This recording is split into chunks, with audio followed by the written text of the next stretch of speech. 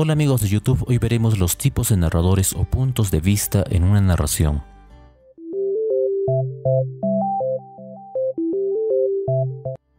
No es lo mismo autor y narrador. El autor es el creador o persona real que escribió el texto y el narrador es un personaje creado o voz ficticia que nos cuenta las acciones o hechos. Tomando en cuenta a Genet y su clasificación de los narradores, de acuerdo a su participación en la historia o diégesis, los clasificaremos en dos categorías: el narrador heterodiegético, que no es parte de la historia, y el narrador homodiegético, que sí participa en ella. Dentro de los narradores heterodiegéticos tenemos al narrador omnisciente y el narrador objetivo, también conocido como observador. El narrador homodiegético se presenta como el narrador testigo y el narrador protagonista. Este último es también conocido como autodiegético, ya que narra su propia historia.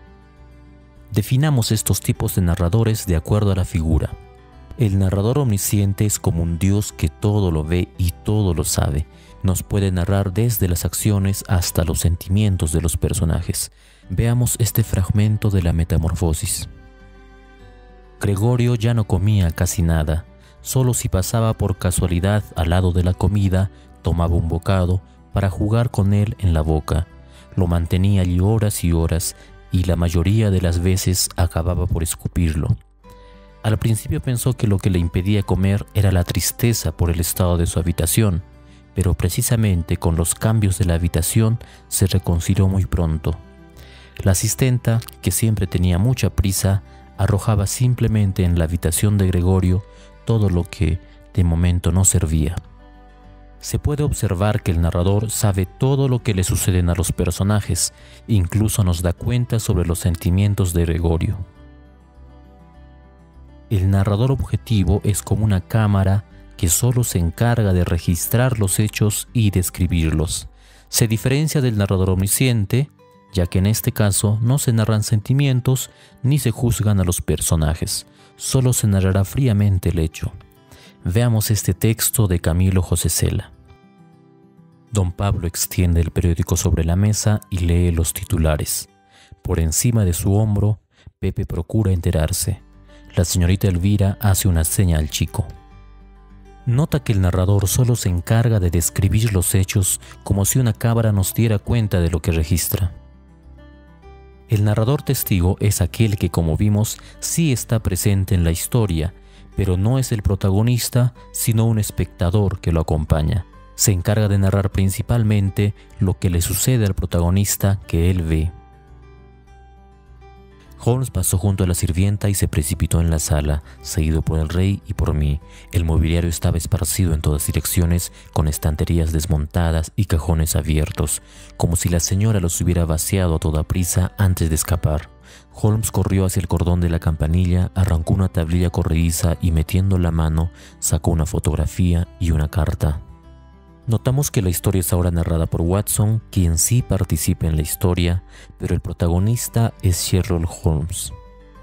El narrador protagonista se presenta cuando el personaje principal narra lo que a él le sucede, es decir, nos cuenta su propia historia y es el centro de ella. Una noche en que volvía a casa completamente embriagado después de una de mis correrías por la ciudad, me pareció que el gato evitaba mi presencia. Lo alcé en brazos, pero asustado por mi violencia, me mordió ligeramente en la mano. En este fragmento, el narrador nos está contando su propia historia. Según la persona gramatical que predomina en cada narrador, podemos ubicar a los dos primeros en tercera persona y a los dos últimos en primera persona. Debemos añadir también algunos otros casos. El narrador en segunda persona suele poner al lector como protagonista, o también puede realizar una autorreflexión. Según sea el caso, podemos ubicarlo como protagonista si fuera autorreflexivo, o testigo si el lector fuera el protagonista. Incluso puede ser un narrador heterodiegético. Observemos el siguiente texto. Lees y relees el aviso, parece dirigido a ti, a nadie más. Distraído, dejas que la ceniza del cigarro caiga dentro de la taza de té que has estado bebiendo en este cafetín sucio y barato. Tú releerás. La narración no siempre se da desde una sola perspectiva. A veces, más de un narrador nos cuenta los hechos según su versión. A esto le llamamos perspectiva múltiple o enfoque narrativo múltiple, ya que hace saltos de un narrador a otro. Un ejemplo claro es la novela de Faulkner, donde 15 narradores cuentan sus versiones del mismo hecho. Pero este cambio puede hacerse incluso en un mismo párrafo.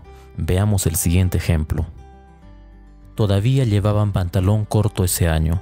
Aún no fumábamos. Entre todos los deportes preferían el fútbol y estábamos aprendiendo a correr olas, a zambullirnos desde el segundo trampolín del terrazas.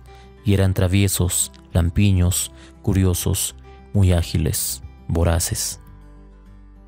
Si el video te ayudó, puedes darle like y suscribirte a este canal.